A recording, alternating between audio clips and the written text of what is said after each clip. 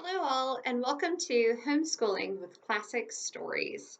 What this channel is about is it's going to be a homeschooling journey of my son, my husband, and myself. My son is 4.5 years old, so we will be doing pre-K. And what we will be doing during this is we are going to be starting with the stories of Beatrix Potter. So that's what you see here. Um, Beatrix Potter, I thought would be a nice way to start because they're very easy stories as far as the content themselves. The illustrations are, of course, very beautiful, and it does have some language in it that is a little bit more complex than some of the other stories because it is part of classic children's literature. So, um, this is the book set that we're going to use to begin. I'll go ahead and show this to you. It does come in a box, um, which has no value to me, except I guess my kid is going to probably step on it at some point. But for right now, it's very nice. So this is the book once you take it out of its box. And I will say that I would recommend, just from looking at it and having already done some of the stories with my son, I would recommend taking the book jacket off for the reason of once you look directly inside, sorry, the book is quite heavy. Once you look directly inside, it has a really lovely map. And this map illustration is something that my son so far has greatly enjoyed looking at. So this first one that we did was Peter Rabbit. And so he enjoyed seeing where Peter Rabbit lives in relation to Mr. McGregor's garden. And so he kind of enjoyed charting a path for Peter. Um, and so that is what I would recommend doing once you do get your book. Now, of course, however you acquire this book doesn't really matter. We chose this particular book set, because I like that all the stories are contained in one. Our house is a bit prone to eating books in the sense that Beatrix Potter's books are quite small, and so they would easily get lost. There are 23 of them. There is no way at our house that we could keep 23 books. So this is very nice. You'll see in this particular book set as well that all the stories are listed out and that they are listed out chronologically. So the very first story is Peter Rabbit, and the way that I'm going to be covering them is chronological. So we're going to start with the very first one being Peter Rabbit, and then transitioned into Squirrel Nutkin. There are 23, and that means that we will be covering this over 23 weeks. So what we do over the 23 weeks is we are going to read the story. I'll show you just the first page. Apologies, this is very heavy. So we are going to read the first page. The other thing I like about this is the size. So you notice that there are actually 3 pages within it. So this has really helped my son with prediction. So we're looking at this picture, we're talking about it, we're talking about the content of the story. And then if I ask him what do you think is going to happen next, he's got some picture clues of what might happen next. So it's nice that there are, in fact, 3 pages on one single page. And it provides a lot more to look at than just a single picture. Anyway, this book you can find at a lot of different places. You can find these stories in a lot of different places. I'll leave the link for this particular book on Amazon, and I'll leave that link down below. However, you can also find the Kindle version if you are a person that is very on the go and you don't feel that your child needs to sit down with a physical book. The Kindle version is very cheap. And then also, of course, you're welcome to find this at your library, but depending on your library's policies, our library will not let us check out books for 23 weeks. So we did, in fact, have to buy this book, though it's relatively inexpensive. So that's what we're using for our direction for our schooling. So what we're going to do is we'll read the story 3 times a week.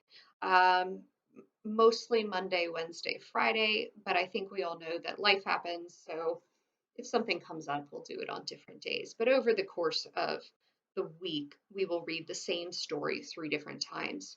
I'll talk more about that and how we do reading in a later video. But for just this particular one, we'll also cover mathematics around Peter Rabbit in the first week. So in the first week, we did some jumping. So he was doing some Peter Rabbit jumping and then using a tape measure to measure that jumping. So getting some measurement skills, some recording skills. We also did some cutting, pasting. We did some art. He learned to draw a rabbit. We also did some ABCs work with spelling out the word rabbit. But what we are mainly focused on is how is it that you can develop an entire year worth of curriculum out of just something as simple as a classic storybook. And so that's what our focus is going to be about. Everything that you see on the channel is going to be free outside of this book and the other book that I'm going to mention. So this is the book that you may need to buy or get from the library, but you're welcome to follow along with me. That's the purpose of the channel. Follow along with me as I homeschool my son. I also tend to create a lot of resources for my son, so I will be showcasing some of those. They will always be free. I don't see a point to trying to sell resources that I create for my son. So basically a few worksheets, like the jumping activity has had a little worksheet to record data from. And so I'll be providing that in a later video so that you can also download it and follow directly along. For us, this is very much enough, especially for pre-kindergarten. Pre-kindergarten should not take you very long, so something like reading a story and doing an activity is more than enough for someone who is in pre-K. But your son might be like mine, and he may enjoy having more challenges and may really love worksheets. I promise I did not do this to him, but this is the workbook that we're going to also be using. Now, as a note, I am really not kidding when I say that this book is enough. But if your son is like mine, or if you need to, or if you intend to put your child into kindergarten, you might want to rely on a book like this simply because it'll make you feel better. And books like this are really inexpensive, and you'll feel like, okay, well, my child is prepared regardless of what this YouTube channel says. My child is definitely prepared, and it'll make you feel better. I picked this book because it has skills that are more closely aligned to where my son is. It has some great fine motor skills to it to begin. So you see there's some coloring activities where they sort of match the colors and try and color within the lines of the shapes. In fact, across the front, that's directly how it's set up. So it is, it is coloring, some pencil work. So both of these are fine motor skills. Verbal is letters, phonics, some basic words. Math is looking at numbers a bit more closely and some manipulation of the numbers. Scissor work and pasting.